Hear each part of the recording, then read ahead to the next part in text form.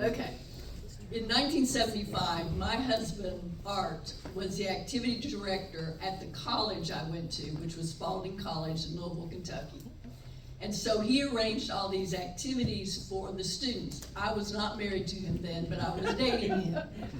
That's another story. Anyway, so one of these activities was to take a canoe trip down the Cumberland River in Kentucky.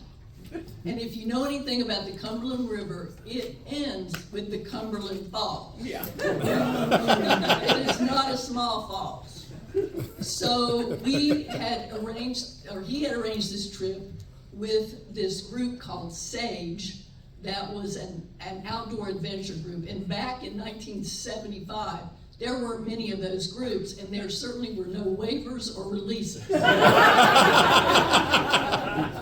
So this director of SAGE was a very trusting man, and he put as the guide, the lead guide for this group, this very young, very attractive woman who had never been on the Cumberland River. Oh.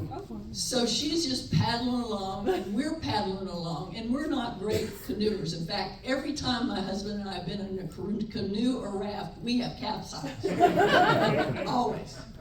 And this is late spring, or early spring, so it's really still cold out. So we had on heavy clothes. I had on a padded raincoat, and he had on flannels and heavy jeans and the whole 9 yards, and we're just paddling along.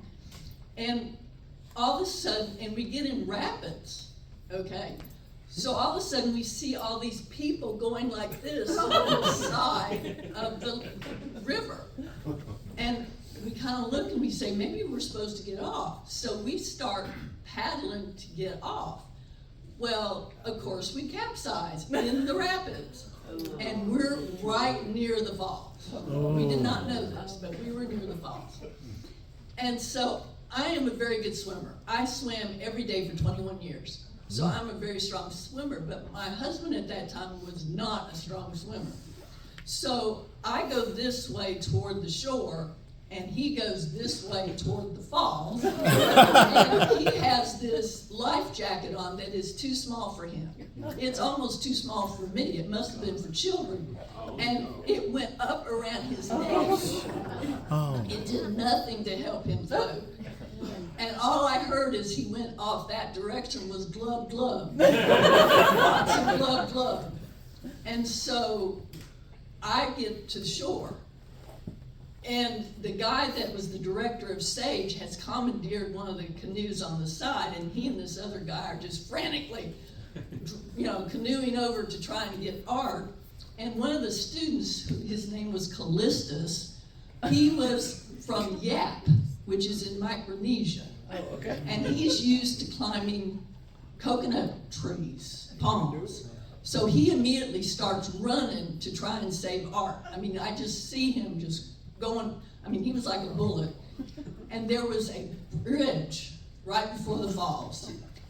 And so Callistus is planning to jump off the bridge and get Art while the canoe is coming toward Art too. But fortunately, Art hit the bridge. So he grabs the bridge, and the SAGE people finally get him and bring him back to shore. But what has happened is that he has lost the key to his trunk of his car, which has our clothes.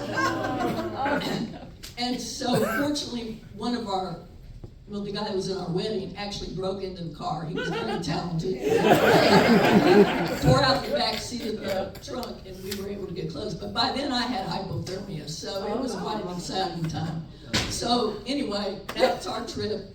We have always capsized. I have never been in anything that I did not fall out of. So that was just the first time.